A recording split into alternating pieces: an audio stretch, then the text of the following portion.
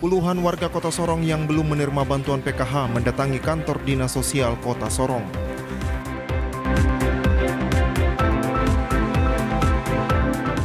Delapan belas jenazah korban kecelakaan lalu lintas di ruas Jalan Manokwari, Pegunungan Arfak diterbangkan pagi tadi dengan menggunakan maskapai Lion Air.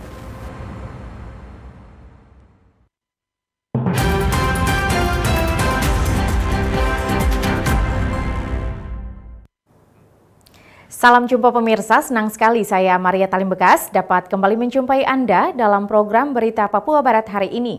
Sejumlah informasi di Papua Barat akan kami hadirkan untuk Anda. Inilah berita selengkapnya. Pemirsa, puluhan warga Kota Sorong yang belum menerima bantuan program Keluarga Harapan atau PKH yang mayoritas ibu-ibu rumah tangga mendatangi kantor Dinas Sosial Kota Sorong. Mereka mempertanyakan bantuan bansos selama setahun itu tidak tepat sasaran. Puluhan warga yang mayoritas ibu-ibu rumah tangga mendatangi kantor Dinas Sosial Kota Sorong pada Kamis siang 14 April 2022. Mereka mempertanyakan bantuan program Keluarga Harapan atau PKH. Selama pandemi COVID-19 tak dapat bantuan sosial bansos tidak tepat sasaran. Salah satu penerima bantuan, Welmina, mengaku bantuan yang diturunkan oleh Presiden Jokowi seperti beras, telur, dan uang selama 2 bulan selama 1 tahun 4 bulan belum menerima bantuan PKH tersebut. Menurutnya, sejak tahun 2015, bantuan berupa uang sebesar Rp2.500.000 menurun hingga Rp500 bahkan Rp50.000. Welmina menuturkan, ia bersama warga lain penerima bantuan PKH mendatangi Dinsos untuk mempertanyakan bantuan yang Jokowi berikan kepada mereka yang dinilai tidak tepat sasaran. Bantuan yang diturunkan oleh Jokowi, selama ini kami tidak dapat beras telur selama 1 tahun 4 bulan.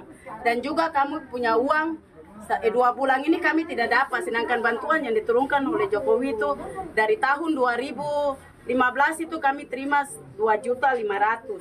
Sedangkan turun sampai ada yang dapat 800, ada yang dapat 700, ada yang dapat 500 dan juga Rp50.000. Terus dengan uang pun dari bulan kemarin saya tidak dapat, bulan ini pun saya tidak dapat. Sampai yang dong bilang beras telur di uangkan di kantor pos itu pun juga saya tidak dapat sampai sekarang ini. Sementara Koordinator Program Penerima Harapan PKH, Rahmat Mawi, mengatakan keluarga penerima bantuan di tahun 2022 ada perubahan kebijakan dari Kementerian Sosial sehingga data terpadu penerima bantuan yang harus terdaftar pada data Capil. Lebih lanjut, kata Rahmat, untuk tahun 2022, tahap 1 Januari, Maret total yang dibayarkan oleh Kementerian Sosial kepada keluarga penerima bantuan 6.269. Sementara untuk tahap 2, 593. Jumlah bantuan PKH yang akan dibayarkan sebesar 4 miliar lebih. Di tahun 2022, ada perubahan kebijakan oleh Kementerian Sosial perihal data terpadu kesejahteraan sosial yang harus connect dengan data Capil atau data yang terindikasi bahwa anggota rumah tangga dalam kartu keluarga peserta adalah ASN, TNI, dan Polri. Bahkan untuk peserta PKH yang memiliki komponen anak sekolah harus aktif atau terdaftar di Dapodik, Daftar Pokok Pendidikan. Itu salah satu penyebab dari KPM atau penerima bantuan program Keluarga Harapan Kota Sorong yang terindikasi bahwa bantuan mereka tidak masuk terkendala perihal itu.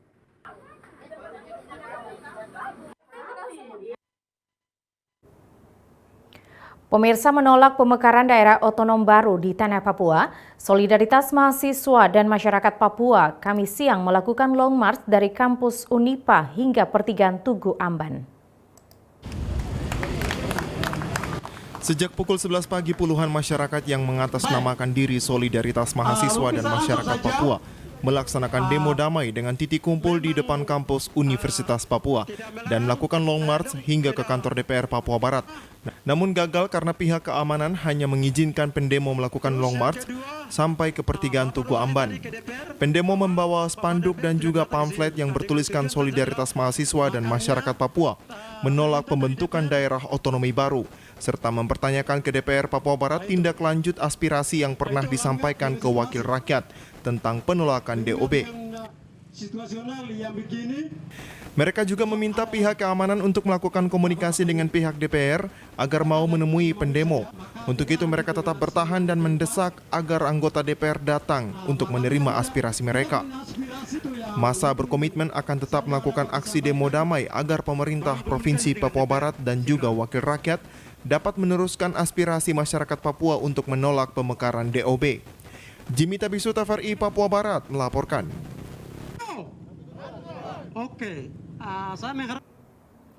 Kita beralih ke informasi lain, pemirsa. Polres Manokwari sore kemarin kembali menggelar press release terkait dengan insiden kecelakaan yang mengakibatkan 18 orang meninggal dunia di Kampung 2B, Distrik Warmare pada Rabu 13 April sekitar pukul 02.00 dini hari. Press release meninggalnya 18 korban kecelakaan maut yang terjadi di Kampung 2B, Distrik Warmare, dilakukan Rabu sore setelah tim dari Polres Manokwari bersama petugas RSUD berhasil mengidentifikasi seluruh jenazah yang berada di kamar mayat. Kapolres Manokwari yang didampingi Kabak Ops dan Kasat Lantas Polres Manokwari saat menyampaikan perkembangan terkait meninggalnya 18 jenazah korban laka lantas mengatakan, kejadian tersebut terjadi sekitar pukul 2 dini hari. Telah terjadi laka tunggal di Jalan Poros Manokwari Pegaf atau tepatnya di kilometer 10 Tanjakan Panjang Kampung 2B Distrik Warmare, Kabupaten Manokwari, yang melibatkan satu unit mobil dump truck jenis Mitsubishi warna kuning dengan nomor polisi PB 8374MC hilang kendali dan keluar dari jalur jalan dengan menabrak tebing di kiri jalan. Jadi memang pada hari Rabu tanggal 13 sekitar pukul 2 WIT telah terjadi laka tunggal di Jalan Poros Manokwari Pegaf di kilometer 10 tepatnya di Tanjakan Panjang, Kampung 2B, Distrik Warmare, Kabupaten Manokwari. Melibatkan satu mobil dump truck Mitsubishi warna kuning PB 8374MC. Hilang kendali dan keluar dari jalur jalan dengan menabrak tebing di kiri jalan diakibatkan oleh kondisi jalan yang menurun serta tikungan tajam serta kondisi ban mobil yang tidak layak jalan. Dengan muatan orang sebanyak 34 orang, jadi dapat kami update informasi yang awal 29 orang. Setelah melalui kegiatan pemeriksaan tadi terupdate ada 34 orang. Kenapa jadi 34 orang? Ketika terjadi kecelakaan, ada beberapa korban yang luka ringan sudah dirawat ataupun pergi ke rumah sakit terdekat, yaitu di Rumah Sakit Rafi termonitor 2 orang, kemudian tadi di Rumah Sakit Umum termonitor 3 orang. Lebih lanjut, Kapolres menjelaskan untuk 34 orang korban terdiri dari 1 orang supir, 2 orang posisinya di samping supir, dan sisanya berada di belakang bak mobil sebanyak 31 orang. Sementara 18 korban yang meninggal dunia terdiri dari 16 laki-laki dan 2 orang perempuan, 1 diantaranya merupakan balita. Selanjutnya yang luka berat sebanyak 10 orang, terdiri dari 9 orang laki-laki dan 1 orang perempuan. Sedangkan luka ringan ada sekitar 6 orang. Kerugian material diperkirakan sebanyak 250 juta rupiah. Sementara korban yang selamat saat ini telah berada di Rumah Sakit Angkatan Laut Manokwari sekitar 5 orang. Kemudian Rumah Sakit Pratama Warmare 5 orang, 3 dirawat dan 2 sudah dipulangkan. Sedangkan di Rumah Sakit Provinsi Papua Barat ada 2 orang, serta rawat jalan 4 orang. Untuk 34 orang ini terdiri dari 1 orang sopir, 2 orang yang posisinya di samping sopir, dan sisanya berada di belakang bak sebanyak 31 orang. Kondisi korban saat ini yaitu dapat kami update meninggal dunia 18 orang, kemudian 18 orang ini terdiri dari 16 orang laki-laki dan 2 orang perempuan. 2 orang perempuan ini 1 dewasa dan 1 balita. Selanjutnya yang luka berat 10 orang, terdiri dari 9 orang laki-laki dan 1 orang perempuan. Kapolres menyampaikan kecelakaan disebabkan karena ban belakang truk tidak layak jalan dan mempengaruhi proses pengereman mobil. Adapun dari kondisi awal diketahui mobil membawa beban berlebihan atau overload. Natalindo Kerewait, TVRI Papua Barat melaporkan. Selain itu, pemirsa, Kapolda Papua Barat beserta rombongan melakukan kunjungan ke Rumah Sakit Angkatan Laut Manokwari guna melihat langsung korban kecelakaan lalu lintas yang terjadi di Kampung 2B, Distrik Warmare, Kabupaten Manokwari. Kamis pagi tadi Kapolda Papua Barat Irjen Pol Tornagogo Sihombing yang didampingi Kavasarkan TNI Angkatan Laut, Kepala RSAL Manokwari dan Kapolres Manokwari melihat langsung kondisi korban kecelakaan maut di Kampung 2B Distrik Warmare dan memberikan penghiburan serta semangat kepada para korban kecelakaan lalu lintas yang saat ini masih mendapatkan perawatan pihak medis. Kapolda Papua Barat Irjen Pol Tornagogo Sihombing mengatakan saat ini yang masih dirawat ada sekitar 11 korban, di mana 4 diantaranya dirawat di Rumah Sakit Angkatan Laut, 5 korban lainnya dirawat di Rumah Sakit Provinsi, dan 2 korban lainnya berada di Rumah Sakit Pratama Warmare. Kunjungan ini sekaligus memberikan semangat kepada keluarga dan korban yang saat ini masih dirawat. Terima kasih para wartawan. Tadi barusan saya meninjau beberapa korban yang memang masih dirawat di Rumah Sakit Angkatan Laut, dan perlu diketahui bahwa kita masih ada sekitar 11 yang masih dirawat, yaitu yang di sini 4 ya, yang di Rumah Sakit Angkatan Laut 4, terus kemudian di RSUD Provinsi 5 ya, 5, kemudian yang di Warmare, yang Rumah Sakit Pratama Warmare itu ada 2, jadi ada 11. Ya, kita harapkan mudah-mudahan mereka bisa berangsur sembuh, tapi meskipun masih ada beberapa yang harus diberikan tindakan oleh dokter ya. Dan yang lainnya sudah kembali ke rumah. Namun yang meninggal itu ada 18 orang sebagaimana kita ketahui ya, 13 di TKP dan 5 di rumah sakit meninggalnya. Nah, ini menjadi hal yang perlu kita evaluasi ya, terkait dengan masalah-masalah kecelakaan tunggal seperti ini. Karena terus terang saja memang kapasitas truk yang dimuat itu memang hanya untuk barang sebenarnya, bukan untuk manusia. Terkait kecelakaan kemarin, Kapolda menyebutkan pihaknya akan melakukan evaluasi mengingat kapasitas truk yang digunakan puluhan korban hanya untuk membawa barang dan bukan diperuntukkan bagi manusia. Ia mengatakan Polda Papua Barat dalam hal ini Ditlantas akan segera melakukan rekonstruksi kembali kecelakaan yang terjadi pada Rabu 13 April melalui Traffic Accident Analysis untuk bisa memantau situasi dan kondisi kecelakaan yang terjadi saat itu. Namun kami juga akan memastikan kembali untuk mengolah kembali, merekonstruksi kembali tentang kecelakaan tunggal itu melalui Traffic Accident Analysis. Ya, jadi nanti akan kami lakukan rekonstruksi karena itu akan bisa memantau tentang situasi terus kemudian kondisi sopirnya pun kita bisa analisis di situ, terus kemudian memang lingkungan dan sebagainya, dan kondisi kapasitas kendaraan pun nanti akan terekam di situ. Ya, akan terekam di situ. Dan untuk itu kita menunggu hasil itu. Dari kejadian yang terjadi kemarin, Kapolda berharap ke depan hal ini akan menjadi catatan dan evaluasi mereka bersama pihak terkait. Natalindo Kerewait, TVRI Papua Barat melaporkan. Pemirsa, 18 jenazah korban kecelakaan lalu lintas di ruas Jalan Manokwari, Pegunungan Arfak pada Rabu 13 April kemarin diterbangkan pagi tadi dengan menggunakan maskapai Lion Air. Sekitar pukul 10 pagi tadi, 18 jenazah korban kecelakaan di Kampung 2B Distrik Warmare, Kabupaten Manokwari yang terjadi sekitar pukul 2 dini hari Rabu 13 April 2022 kemarin, Kamis pagi tadi diterbangkan ke kampung halaman dengan menggunakan maskapai Lion Air dari Bandara Udara Rendani Manokwari menuju Kupang, Provinsi Nusa Tenggara Timur. Dari pantauan TVRI Papua Barat pagi tadi di gedung kargo milik Bandar Udara Rendani, ratusan pelayat memadati area bandara untuk mengantar keluarga mereka yang menjadi korban kecelakaan lalu lintas.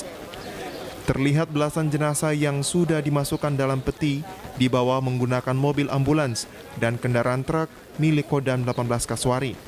Isak tangis dari keluarga pecah saat jenazah hendak diturunkan dari mobil ambulans untuk selanjutnya dibawa masuk ke dalam kargo menuju Kupang.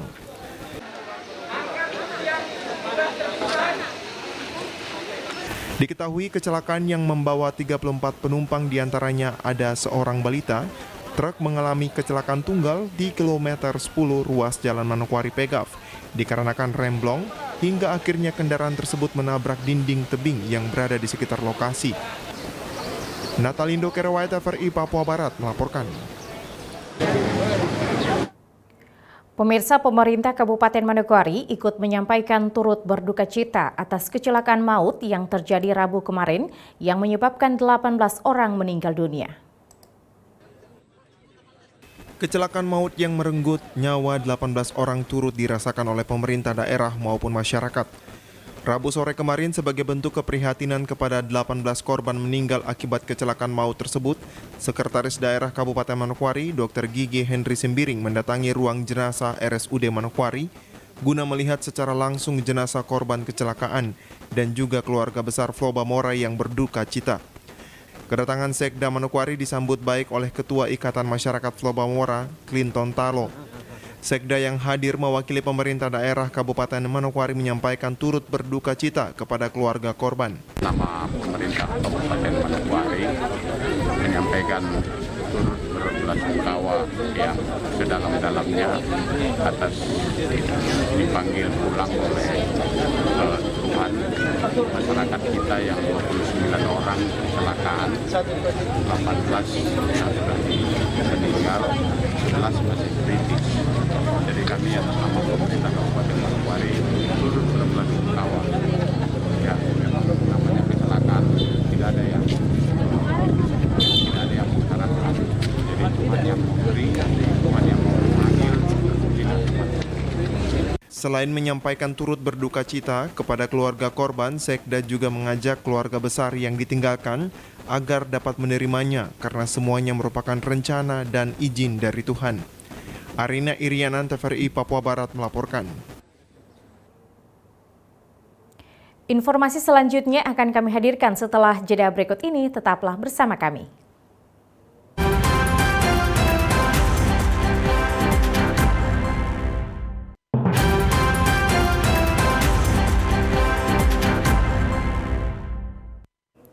Terima kasih Anda masih bersama kami.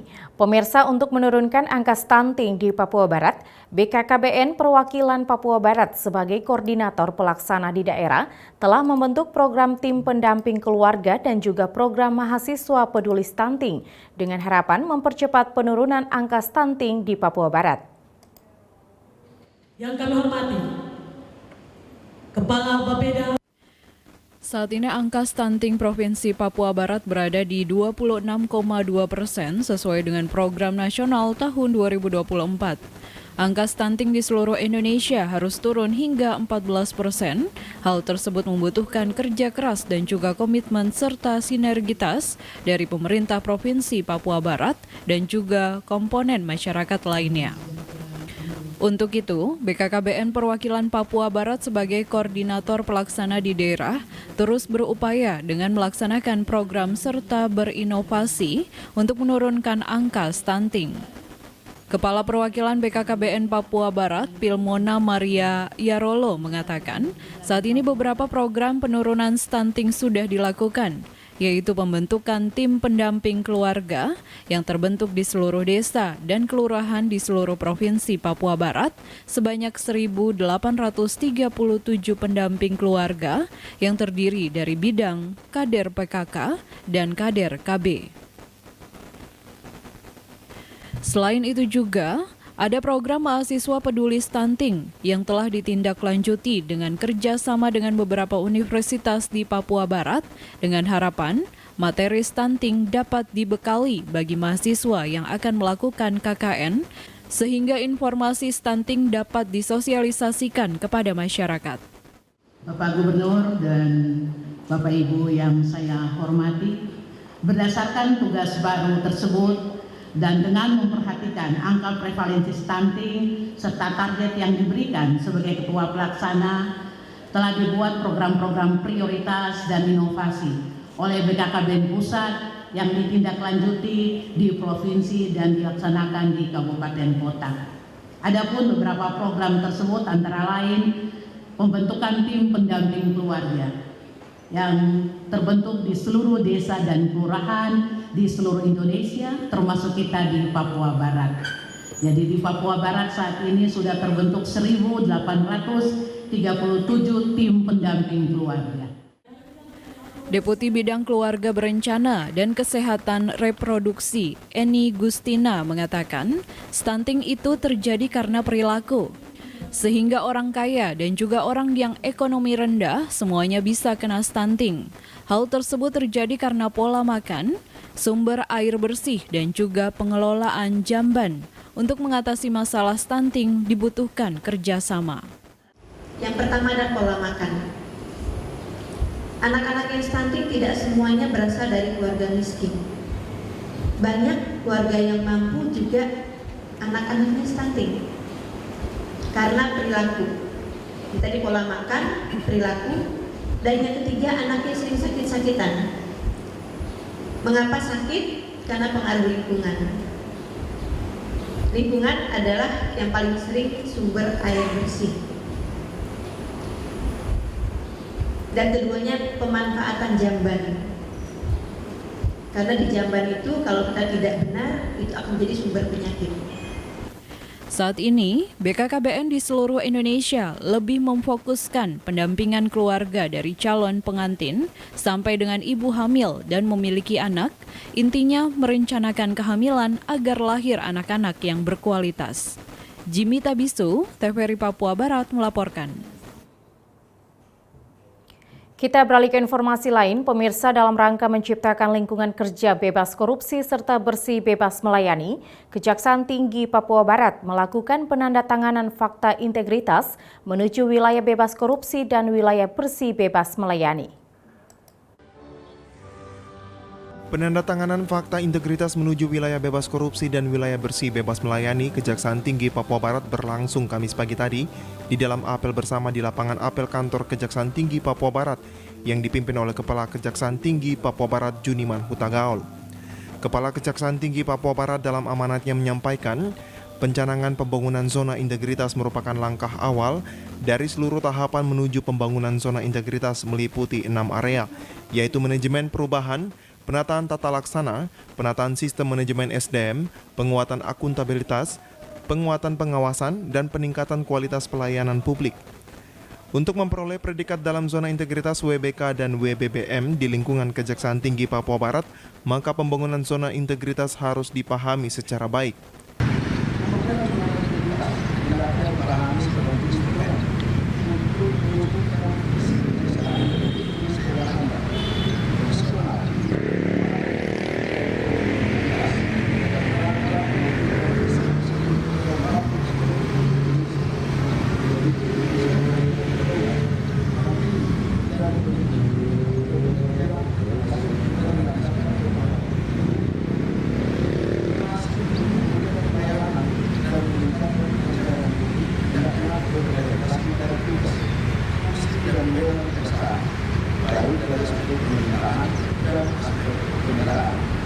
Kejati Papua Barat juga menjelaskan Kejaksaan Tinggi Papua Barat baru berdiri selama 2 tahun lebih.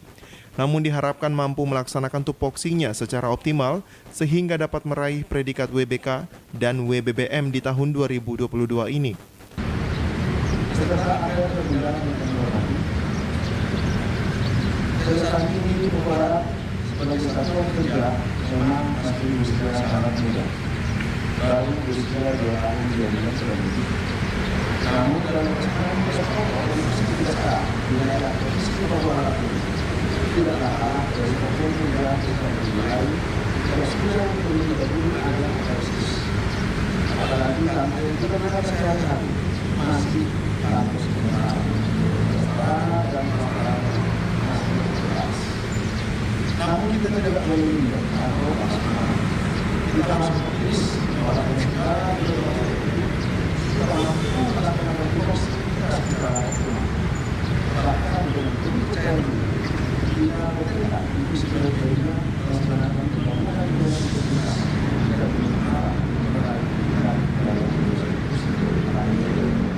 Lebih lanjut disampaikan, di tahun 2021 lalu, Satuan Kerja Kejaksaan Tinggi Papua Barat telah melaksanakan pembangunan zona integritas namun gagal meraih predikat wilayah bebas korupsi, dan untuk itu di tahun 2022 ini harus menjadikan kegagalan di tahun 2021 sebagai pelajaran. Arina Irianan, TVRI Papua Barat melaporkan. Pemirsa, momen unik terjadi pada perayaan Hari Jadi Kabupaten Teluk Wondama ke-19 pada Selasa 12 April 2022. Usai menggelar upacara bendera dan melakukan ziarah makam ke pusara sejumlah tokoh pejuang pemekaran Teluk Wondama, Bupati Hendrik Mambor bersama Wakil Bupati Andarias Kaikatui serta pejabat Forkopimda dan pimpinan SKPD berkunjung ke Pasar Sentral Iriati di Wasior. Kunjungan itu dilakukan atas undangan mama-mama Papua yang sehari-harinya berjualan di Pasar Iriati. Dan mama-mama Papua ini telah menyediakan hidangan khusus untuk makanan bersama sebagai wujud syukur atas hari ulang tahun Kabupaten Teluk Wondama yang sekaligus ulang tahun ke-5 Pasar Sentral Iriati. Bupati bersama rombongan dijamu dengan menu lokal Wandamen, sebutan untuk warga asli Wondama, seperti papeda, pisang rebus, kabubui atau sayur rebung, sayur gedi yang dikukus dalam bambu hingga keladi tumbuk yang dipandankan dengan ikan asar atau ikan asap. Menurut Bupati, acara makan bersama yang dibuat mama-mama Papua di Pasar Iriati pada momentum Hari Jadi Kabupaten Teluk Wondama merupakan bentuk penghargaan yang luar biasa bagi pemerintah daerah. Ini penghargaan yang luar biasa kepada pemerintah daerah. Tetapi ini juga tanda ucap syukur dan tanda kasih persaudaraan untuk kita semua yang ada di Kabupaten Teluk Wondama dengan tidak menilai, dengan tidak melihat latar belakang suku, ras dan agama. Akan berkat makanan minuman yang dapat kita makan bersama. Dan oleh karena itu, saya bersama Wakil Bupati, Pak Bapak Ketua Dewan, tetapi seluruh jajaran Forkopimda dan pemerintah daerah Kabupaten Teluk Wondama mengucapkan terima kasih yang tulus dan tak terhingga atas apa yang dibuat ini. Sementara itu, salah satu pedagang Pasar Iriati, Mama Anance yang berasal dari distrik Wondiboi, ini menyatakan mendukung rencana Bupati untuk menata Pasar Iriati menjadi lebih modern. Pihaknya berharap ke depan Pasar Iriati tidak lagi sepi, namun semakin ramai dikunjungi pembeli sehingga mereka bisa memperoleh pendapatan untuk menopang ekonomi keluarga. Ini juga minta terima kasih banyak-banyak beberapa bupati. Hari ini juga dapat berkah dari Mama di pasar. Mama dong senang ya dengan kegiatan. Ya, Mama itu terima senang. Nah, tadi dapat uang berapa? Banyak juga. Dapat berapa rupiah? 150 Mama jualan. Oh iya ya. Jadi Mama maunya ke depan pasar ini ramai terus ya? Iya. Kalau soal Bapak Bupati mau bikin pasar ini kasih bagus, bagaimana Mama punya tanggapan? Ya. Mama mau Bupati. Pasar ini dia bagus. Di depan kita jualan terus. Sebagai informasi, meski berstatus sebagai pasar kabupaten, Pasar Sentral Iriati kini situasinya sudah tidak seperti pada saat awal beroperasi. Para pedagang sering mengeluhkan kondisi pasar yang sepi pembeli sehingga jualan mereka menjadi tidak laku. Para pedagang pun menuntut Pemda melakukan perbaikan fasilitas pasar terutama jalan masuk dan keluar pasar yang buruk. Juga melakukan penertiban pedagang musiman yang belakangan ini banyak berjualan di pinggiran jalan utama kota Wasior. Dari Wasior Teluk Wondama, Zek Adonara, TVRI Papua Barat melaporkan. Pemirsa, Satuan Kerja Kejaksaan Tinggi Papua Barat di tahun 2021 lalu gagal meraih predikat wilayah bebas korupsi. Salah satu faktor penyebab kegagalan tersebut ialah kurangnya komunikasi antar satuan kerja dengan pengguna layanan. Gagalnya capaian predikat wilayah bebas korupsi WBK oleh Kejaksaan Tinggi Papua Barat di tahun 2021 lalu disampaikan Kepala Kejaksaan Tinggi Papua Barat Juniman Hutagaul pada apel penandatanganan zona integritas menuju wilayah bebas korupsi dan wilayah bersih bebas melayani Kamis pagi tadi. Dalam surat Wakil Jaksa Agung Republik Indonesia nomor B/BB-Data-4/WJA-4/2022 tanggal 6 April 2022 disebutkan bahwa kegagalan Satker Kejati Papua Barat untuk meraih WBK adalah tidak memenuhi batas minimal IPK 3,60. Hasil survei tidak memenuhi dan kurang optimalnya unit kerja untuk membangun kedekatan dengan pengguna layanan dan pemangku kepentingan lainnya sehingga upaya perbaikan yang telah dilakukan belum optimal. Untuk itu di tahun ini semua tahapan harus dilakukan sehingga predikat WBK dapat diraih.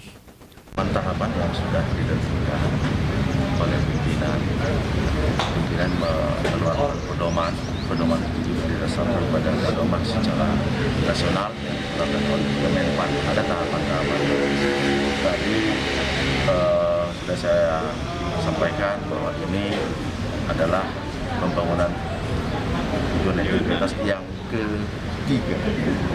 Pertama dan kedua yang saya katakan tadi, kegagalan ini tentu harus lebih dan hikmahnya untuk dijadikan acuan dalam pembangunan zona integritas tahun ini.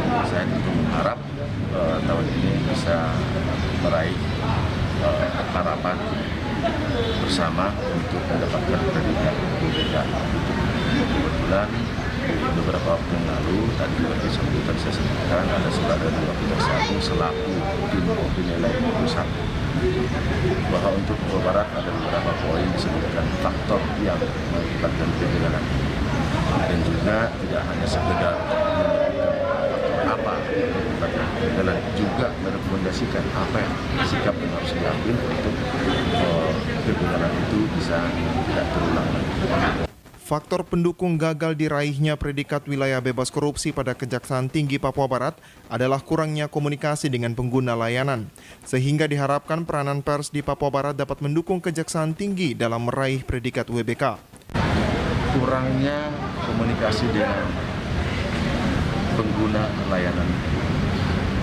Jadi sejauh apapun perubahan yang kita lakukan di kantor ini, publik kurang mengetahui, tidak memahami, sehingga kurang terkomunikasi. Makanya peranan rekan-rekan pers ini tentu sangat kita harapkan yang Pak serta menyebarluaskan. Makanya tadi saya perintahkan tadi, begitu dicanangkan, ini harus segera disebarluaskan. Ini baru pencanangan, tidak hanya pencanangan, semua yang kita lakukan itu nanti harus disebarluaskan. Lebih lanjut dijelaskan, dalam pelaksanaan tugas, Kejaksaan Tinggi Papua Barat tidak terlalu kalah jauh dengan satker lainnya.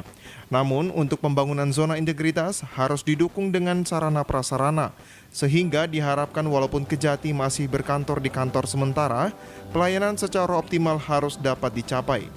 Untuk itu, Wakil Jaksa Agung merekomendasikan beberapa hal kepada Kejaksaan Tinggi Papua Barat, yakni membangun komunikasi lebih intensif dengan pengguna layanan dan stakeholder, mengelola manajemen dengan tujuan menyebarluaskan perubahan kepada masyarakat, serta meningkatkan kualitas pelayanan dan MONEF secara berkala terhadap survei kepuasan masyarakat untuk dijadikan dasar perbaikan pelayanan yang berkelanjutan dan meningkatkan strategi komunikasi dengan setiap unit kerja. Arina Irianan, TVRI Papua Barat melaporkan. Pemirsa, Bupati Hermus Indo meminta umat Kristiani di Manokwari harus dapat memaknai Paskah sebagai momen peningkatan iman, hubungan persaudaraan, serta meningkatkan hubungan antar umat beragama di Manokwari. Demikian disampaikan Bupati Manokwari Hermus Indo Rabu sore kemarin saat melepas peserta jalan santai dalam rangka perayaan Paskah tahun 2022 yang diselenggarakan oleh Badan Kerjasama Antar Gereja Kabupaten Manokwari. Bupati Hermus sebelum melepas peserta jalan santai yang mengambil start depan Rumah Sakit TNI Angkatan Laut, dalam sambutannya menyampaikan, 2 tahun yang lalu umat Kristiani tidak dapat melakukan kegiatan guna memeriahkan Hari Raya Paskah karena pandemik. Namun di tahun ini momen ini harus dimaknai dengan baik karena umat Kristiani dapat merayakan Paskah tanpa ada batasan. Oleh karena itu Bupati meminta kepada umat Kristiani untuk dapat memaknai Paskah sebagai momentum peningkatan iman dan hubungan persaudaraan. Bapak Ibu, kiranya perayaan Paskah tahun 2022 pada tahun ini senantiasa membangun 3 hal di dalam kehidupan kita. Yang pertama, meningkatkan kualitas hubungan kita. Iman dan percaya kita semakin kokoh di dalam Dia. Iman kita tidak bergeser kepada siapa-siapa, tapi iman kita akan tetap ada pada Dia. Yang kedua, kiranya meningkatkan hubungan kasih persabaran di antara kita semuanya. Perayaan Paskah tahun ini juga bertepatan dengan saudara-saudara kita Muslim sedang melaksanakan ibadah puasa. Karena itu saya kira kita merayakan ini di dalam momentum yang sangat bersahabat. Bupati juga menyampaikan perayaan Paskah tahun ini merupakan momen yang bersahabat antar umat Kristiani dan Islam, karena sama-sama merayakan 2 perayaan penting secara bersamaan, yakni Paskah dan ibadah puasa. Untuk itu diharapkan dapat meningkatkan hubungan antar agama.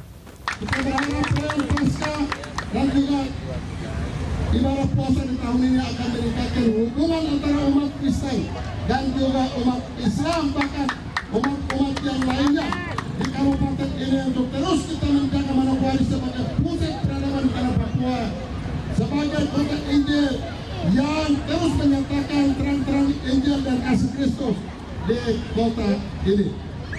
Perayaan Paskah tahun 2022 juga diharapkan dapat membawa pengampunan bagi umat Kristiani dan juga umat lainnya.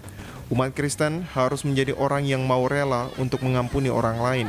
Selain itu, perayaan Paskah di tahun ini sebagai perayaan kemenangan umat Kristen atas dosa, namun juga diharapkan selain sebagai momentum kemenangan umat manusia dari pandemi COVID-19. Arina Irianan, TVRI Papua Barat melaporkan. Pemirsa, guna mempererat hubungan antar Bea Cukai dan insan pers di Manokwari, sore kemarin dilakukan Ramatama bersama yang digelar dengan buka puasa bersama. Dalam Ramatama tersebut, Bea Cukai Manokwari menyampaikan target dan realisasi kinerja penerimaan di tahun 2022. Ramatama antara Bea Cukai Manokwari dan pers di Manokwari berlangsung sore kemarin dalam momen buka bersama berlangsung di salah satu kafe di Manokwari. Hadir dalam ramah tamah bersama tersebut, pimpinan kantor Bea Cukai Manokwari beserta staf, para pimpinan media dan insan pers.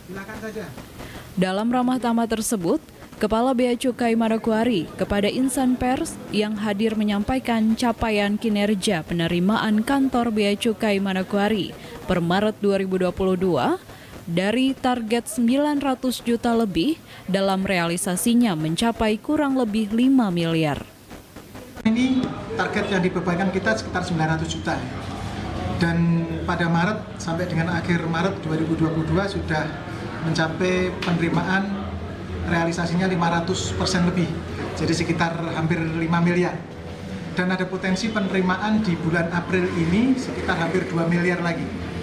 Nah, itu capaian target kinerja di Bea Cukai Manokwari. Namun demikian, biasanya nanti ada realokasi kembali atau penetapan target kembali di pertengahan tahun yang biasanya juga nanti ada peningkatan target yang seperti halnya tahun kemarin yang di awal tahun juga ditargetkan 400 juta, di pertengahan tahun kemudian target 3 miliar lebih. Nah, ini nanti juga di pertengahan tahun bisa jadi peningkatan target bisa 3-4 kali lipat dari target awal tahun. Itu kira-kira target penerimaan. Pendapat yang diperoleh dari target tersebut, jelas Kepala Kantor Bea Cukai bahwa pendapatan tersebut merupakan sumbangsih dari satu sektor, yakni dari pabrik semen Maruni. Dari 5 itu berapa sektor, Pak? Ada beberapa? Dan kebetulan ini hanya satu sektor dari sumbangan dari importasi yang dilakukan oleh PT SDIC, Semen Papua. Kalau tahun kemarin ada 2 perusahaan. Selain PT SDIC ada PT Longkele yang waktu itu ngimpor beberapa barang modal. Tapi tahun ini PT Longkele tidak ada importasi. Mungkin tahun depan. Impornya ya ke sini. Impornya untuk SDIC yang diimpor kan jenis komoditinya batu bara dan gypsum ya. Yang itu untuk bahan baku pembuatan semen. Nah, kalau yang tadi sudah saya jelaskan untuk Longkele tahun kemarin itu barang modal untuk penambangan hasil kayu ya. Pengolahan kayu. Tahun ini tidak ada aktivitas importasi dari PT Longkele. Selain penerimaan yang diperoleh, kantor Bea Cukai Manokwari di tahun 2022 ini juga memperoleh devisa ekspor yang disumbangkan dari PT SDIC Maruni, yang mana ada 2 komoditas yang diekspor, yakni semen dan kerikil. Selain devisa ekspor yang diperoleh dari PT SDIC, ekspor cokran juga direncanakan di tahun ini akan ada realisasi. Arina Irianan, TVRI Papua Barat melaporkan. Oke, dalam hitungan 3. Pemirsa, tingkat kesembuhan COVID-19 di Provinsi Papua Barat pertanggal 13 April 2022 secara keseluruhan mencapai angka 30.950 dengan persentase kesembuhan 98,6%. Informasi tersebut sesuai dengan rilis Satuan Gugus Tugas COVID-19 Provinsi Papua Barat pertanggal 13 April 2022. Pada situasi epidemi, tambahan jumlah kesembuhan sebanyak 22 orang yang berasal dari Kabupaten Teluk Bintuni 16 orang, Manokwari 4 orang, Sorong Selatan 1 orang, dan Raja Ampat 1 orang. Sedangkan data secara keseluruhan angka positif sebesar 31.389 orang dengan persentase 8,0%. Dari jumlah orang yang diperiksa sebanyak 394.179 orang dengan persentase 92,0%. Untuk rekap kasus konfirmasi positif per kabupaten kota se-Papua Barat Rabu 13 April 2022, untuk jumlah kasus positif sebanyak 59 orang, yang tertinggi Kabupaten Teluk Bintuni 19 orang, Kota Sorong 15 orang, Manokwari 7 orang, Fakfak 7 orang, Wondama 5 orang, Kabupaten Sorong 3 orang, Raja Ampat 2 orang, Manokwari Selatan 1 orang. Pemerintah Provinsi Papua Barat melalui gugus tugas COVID-19 berpesan, pada situasi epidemi terlihat angka perkembangan COVID-19 semakin menurun, namun belum diketahui kapan wabah ini akan berakhir. Untuk mengendalikan situasi ini hanya dapat dilakukan dengan 2 cara, yaitu penerapan protokol kesehatan dan mengikuti program vaksinasi. Jimmy Tabiso, TVRI Papua Barat melaporkan. Pemirsa, informasi tadi sekaligus menutup jumpa kita dalam program Berita Papua Barat hari ini. Kami tetap mengajak Anda untuk mencegah penyebaran COVID-19 dengan cara memakai masker, mencuci tangan pakai sabun dengan air yang mengalir, menjaga jarak, menjauhi kerumunan, serta membatasi mobilitas dan bersedia divaksin sesuai kebijakan pemerintah. Indonesia pulih karena aku, Indonesia pulih karena kamu, Indonesia pulih karena kita. Mewakili kerabat kerja yang bertugas, saya Maria Talim Bekas mengucapkan terima kasih dan sampai jumpa.